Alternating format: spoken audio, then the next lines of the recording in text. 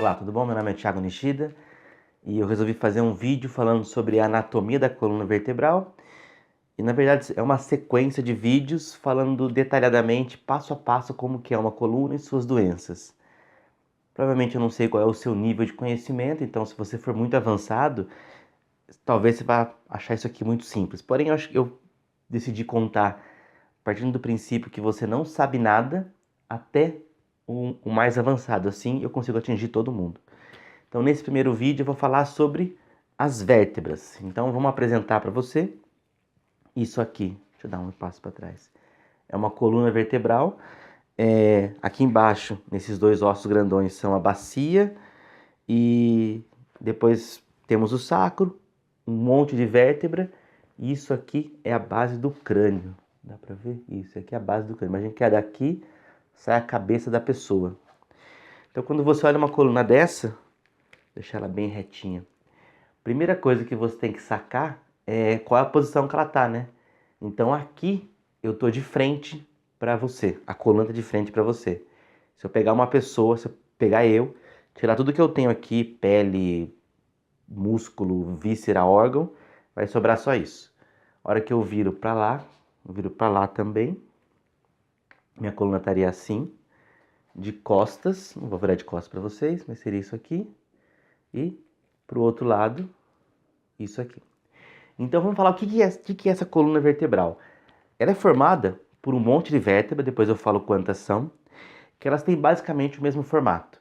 Elas têm uma base redonda e um arco em volta. Então eu costumo comparar grotescamente com um cadeado.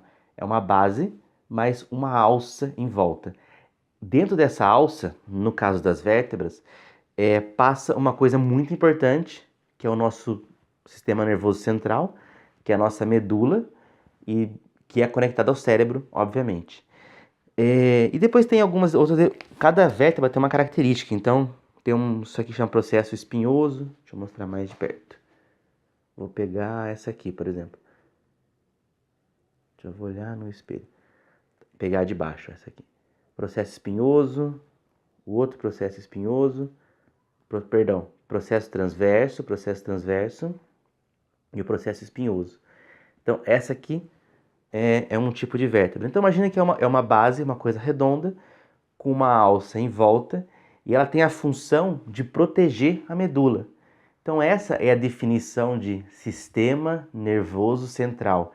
É o cérebro e a medula. E o sistema nervoso central tem como característica estar protegido por osso. O nosso cérebro está protegido pelo crânio, que é um osso, e a nossa medula está protegida por um monte de vértebra, que também é osso.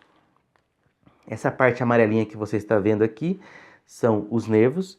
Então daqui vai para a perna, daqui vai para o braço, daqui vai para o órgão, vai para o corpo inteiro. Isso aqui, ou seja, a hora que sai da medula, chama-se sistema nervoso periférico. E vamos falar agora das vértebras. As vértebras elas têm alguns formatos específicos, por isso que elas são divididas em partes. Talvez já deva ter ouvido falar, alguém falar, eu tenho um problema na C1, eu tenho um problema na L5, S1.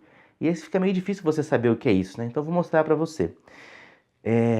Na cervical, que corresponde ao pescoço, ou seja, imagina o pescoço, onde acaba o crânio, até onde começa o tronco. Nessa região nós temos 7 vértebras, que são chamadas de vértebras cervicais. E ela é contada de cima para baixo, ou seja, do crânio para baixo. Então, se você tem um problema na primeira vértebra cervical, o médico não vai falar para você, Tiago, você tem um problema na primeira vértebra cervical. Ele vai falar o nome da região, que é C, de cervical, e o número da vértebra, a primeira, de cima para baixo. Se você tem um problema na terceira vértebra cervical, ele vai falar, você tem um problema na C3. Tem uma hérnia de disco entre C4 e C5, ele vai falar, você tem um problema na hérnia, na C4 e C5, tá? Eu vou fazer um vídeo específico falando sobre a hérnia, então não cabe aqui falar muito sobre isso agora. Então note que aqui nós temos 7 vértebras cervicais, C1, C2, C3, C4, C5, C6, C7. Essas são as vértebras cervicais, de cima para baixo. Depois nós temos mais 12 vértebras torácicas, que também recebem o nome de dorsais. Então seria T1, logo em seguida, 1, 2, 3, 4, 5, 6, 7. T1, T2, T3, T4, T5, T6, até a T12. Então, se tem um problema na T7, vai ser lá. Deu um problema na T9, vamos falar conta de cima para baixo, 9 vértebras. Depois nós vamos para outra e dá muito problema também, que são as vértebras lombares. Nós temos 5 vértebras lombares. 1, 2, 3, 4, 5. Então, deixa eu marcar aqui com a minha mão, fica mais fácil para eu contar. Aqui, nós temos 5 vértebras lombares. E aqui também, é chamado também muito bem de L1, L2, L3, L4, L5. E aí no final, a gente chama, falta o S, né? O sacro é esse osso aqui.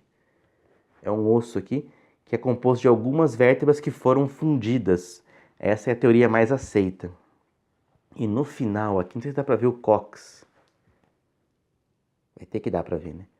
Ó, do meu dedo para baixo fica o cóccix. Desse ossinho aqui. Que também é um resquício do rabo, falam-se isso, não sei. E é só um risquinho. Você só vai saber que você tem problema no cóccix a hora que você cair de bunda no chão e começar a doer. Se isso não acontecer com você, você nem vai lembrar que ele existe. Então, quando você tem um problema, outra coisa. O S, o pessoal chama de S1, mas todo sacro é chamado de S. Então, se você tem uma hérnia entre L5 e S1, ou algum problema em L5 e S1, vai aparecer, vai ser entre essa região e essa daqui. Tá bem no finalzinho da coluna. Essas são as vértebras da coluna.